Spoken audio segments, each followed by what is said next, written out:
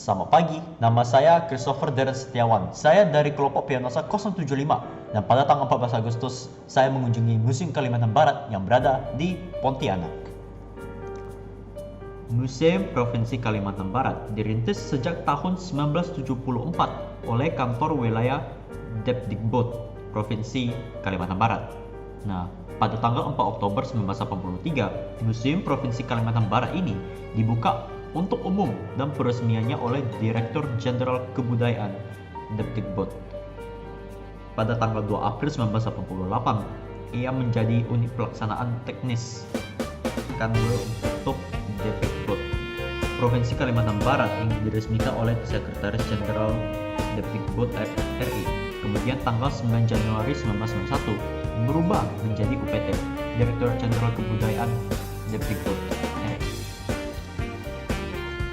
Tetapi tidak hanya itu, museum ini pertama membuka dengan sejarah dari Indonesia sejak masa batu. Ia ada mengajarkan berbagai macam zaman yang ada di Indonesia. Lebih spesifiknya penjelasannya di daerah Kalbar.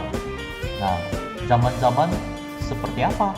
Zaman-zaman seperti Paleolitikum, Mesolitikum, Neolitikum, dan Megalitikum.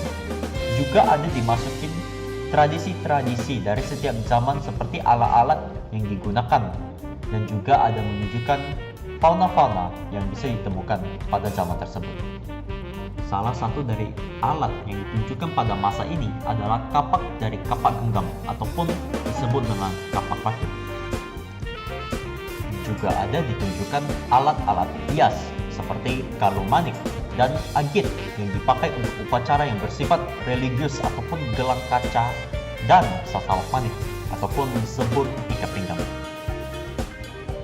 Berikut adalah alat-alat dari sejarah seperti pedang, tombak, dan senjata-senjata lain beserta baju yang digunakan rakyat Indonesia pada masa jajahan Belanda. Dan juga ditunjukkan mata uang yang digunakan rakyat Indonesia beserta juga mata uang dari negara-negara lain.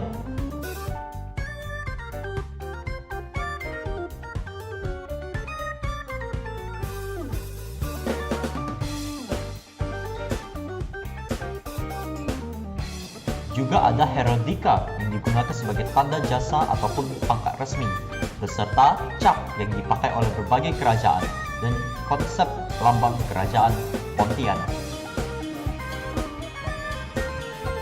Berikut adalah patung-patung dari dewa-dewa Buddha. Yang pertama adalah Dewa Siwa yang dikenal sebagai dewa perusak alam semesta. Kedua adalah patung Buddha, dewa tertinggi yang bersifat swayambhu, yaitu berarti menciptakan dirinya sendiri. Ketiga adalah patung Prajna Paramita yang dikenal sebagai dewi ilmu pengetahuan. Berikut adalah peta etnis dari Kalimantan Barat. Masuk ke dalam lantai kedua dari museumnya, hal pertama yang Anda akan lihat adalah acara perkawinan suku Dayak, di mana sistem suku Dayak mengantun eksogami, yaitu adanya larangan untuk menikah dengan seseorang yang masih terkait hubungan keluarga. Jika dilanggar, maka pasangan akan dikenakan denda yang bisa berupa tempayan, gong, atau benda berharga lainnya yang harus diserahkan kepada ketua lembaga adat. Nah, juga ada proses kelahiran untuk suku Dayak yang menggunakan tabang, keranjang, pisau ensalt, gerabah, dan terindak. Dan juga ada alat-alat yang dipakai untuk sunat dan dilihat sebagai ritual yang harus dilalui anak-anak yang memasuki masa remajanya. Serta juga perlengkapan yang digunakan untuk pertahanan diri dalam berupa senjata tombak, mandau, tangkin, dan perisai. Juga ada ritual prosesi kematian yang digunakan sebagai upacara untuk menghormati orang yang sudah meninggal. Juga ada patung-patung yang digunakan sebagai alat-alat upacara dan juga berbagai macam ritual.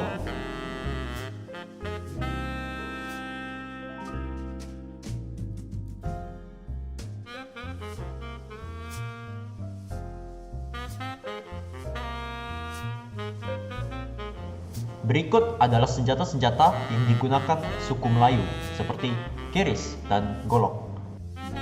dan juga ada perlengkapan untuk upacara 7 bulanan, sebuah upacara Melayu untuk wanita yang telah memasuki usia kehamilan 7 bulan. Juga ada berbagai macam alat musik, seperti alat musik tajidor yang awal berasal dari Spanyol. Lalu berikut ada alat musik suku Melayu seperti gendang, gambus, dan lain-lain. Dan juga ada alat musik dawak seperti keledi, sape, seruling, dan lain-lain. Juga ada diberikan alat-alat yang digunakan suku Dayak untuk tenun, beserta juga alat tenun songket dan hasil-hasilnya.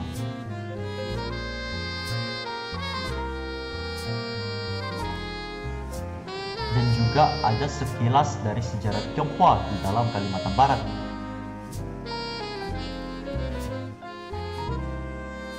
Dan yang dilihat sekarang adalah pengantin dari suku Melayu. Turun ke lantai bawah lagi, ada juga keramik-keramik dari berbagai zaman dan juga berbagai negara seperti Cina, Eropa, dan juga Jepang. Keramik-keramik tersebut sering digunakan dalam religi dan juga adat istiadat, seperti wadah kuburan, benda adat, penolak bala, mahar perkawinan, simbol kesepakatan adat, lambang kesuburan, ataupun sebagai perangkat saji makan dalam upacara. Selamat pagi semuanya. Saya barusan balik dari Museum Kalimantan Barat. Jadi saya belum edit apapun ya waktu saya record ini. Jadi menurut saya hal yang bisa paling didapatkan dalam feast ini adalah bahwa sejarah itu mempunyai banyak sekali ya adat istiadat, apalagi Indonesia, dan berbagai macam suku telah berevolusi sepanjang waktu hidupnya Indonesia ini. Nah, sampai menurut saya susah sekali ya untuk dihitung. Bahkan kalau coba pun kepala nanti pusing ya. Jadi menurut saya hal ini sangat mengagumkan.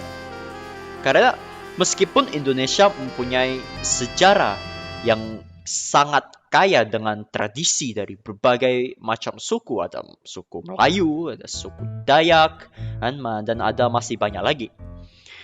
Meskipun itu semua terjadi, pada akhirnya Indonesia masih dapat bersatu dalam satu bendera, dan itu adalah bendera Indonesia. Nah, waktu saya masuk ke museum ini, saya sadar seberapa pentingnya itu moto dari negara kita, Bhinneka Tunggal Ika. Nah, walaupun berbeda-beda, tetapi tetap satu, kan? Nah, dari museum ini nih, mungkin yang paling mengesankan adalah berbagai macam alat-alat yang telah mereka pajangkan, seperti keris, perisai, mendok, dan banyak lagi. Mereka juga memberikan contoh ruangan dari berbagai suku secara detail.